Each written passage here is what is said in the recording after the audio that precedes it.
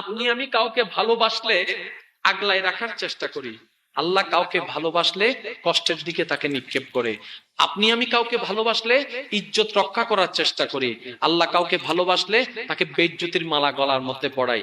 আপনি আমি কাউকে ভালোবাসলে তাকে যত্ন দেওয়ার চেষ্টা করি, আল্লাহ কাউকে ভালোবাসলে ক্ষুধার যন্ত্রণা দেয়, তৃষ্ণার যন্ত্রণা দেয়, টাকার যন্ত্রণা দেয়, সংসারের যন্ত্রণা দেয়, স্ত্রীর যন্ত্রণা দেয়, স্বামীর যন্ত্রণা দেয়, সন্তান যন্ত্রণা দেয়। এবার মানুষ ভাবতে লাগলো, মওলা আমরা যখন কেউ কাউকে ভালোবাসি তাকে কাঁটার আঘাতও দিতে চাই না, কিন্তু তুমি নাকি ভালোবাসলে এমন করো। আল্লাহ পাক বলে, তোদের ভালোবাসা আর আমার ভালোবাসাটা এক হতে পারে না, তোদের ভালোবাসার নিয়ম তার আমার ভালোবাসার নিয়ম এক হতে পারে না, তো মওলা তুমি এমন করো কেন? আল্লাহ পাক বলে, দুনিয়াতে থাকবি আর কয় বছর? 5 বছর, 10 বছর, 20 বছর, 30 বছর, 40 বছর, বেশি থেকে বেশি 100 বছর তুই থাকবি। আমি তো তোকে 100 বছরের সুখ দিতে চাই না, আমি তো তোকে অনন্তকালে সুখ দিতে চাই, অনন্তকালে সুখ দিতে চাই। তোরা দুনিয়াতে যারা ভালোবাসে কয় বছর ভালোবাসবে? 1 বছর ভালোবাসবে, 2 বছর ভালোবাসবে। কেয়ারিং নিলে কতটুকু কেয়ারিং নিবে? 2 বার কেয়ারিং নিবে, 3 বার কেয়ারিং নিবে। যত দিন যাবে কেয়ারিং করতে থাকবে, যত দিন যাবে তত ভালোবাসা কমতে থাকবে।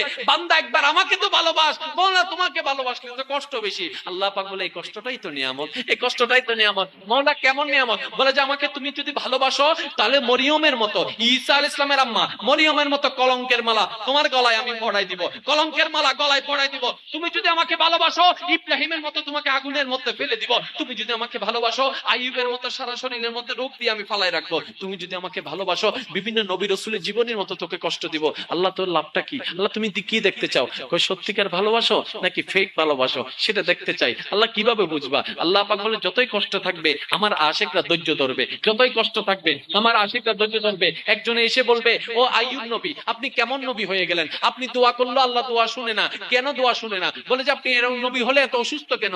নবীরা তো অসুস্থ থাকে না, তারা তো জানে না নবীরাই অসুস্থ থাকে, আশিকরাই অসুস্থ থাকে, আল্লাহর প্রেমিকরাই অসুস্থ থাকে, আল্লাহর প্রেমিকরাই অভাবে থাকে। আবু বকর সিদ্দিক নাই কোনো ধন, নাই কোনো গাড়ি, নাই কোনো বাড়ি, কিন্তু প্রেমিক ছিল আল্লাহ। আল্লাহ কষ্টের মধ্যে ফেলে দিয়েছেন, কষ্টের মধ্যে ফেলে দিয়েছেন, কষ্টের মধ্যে ফেলে দিয়েছেন। আল্লাহ তুমি এত কষ্ট দিচ্ছ কেন?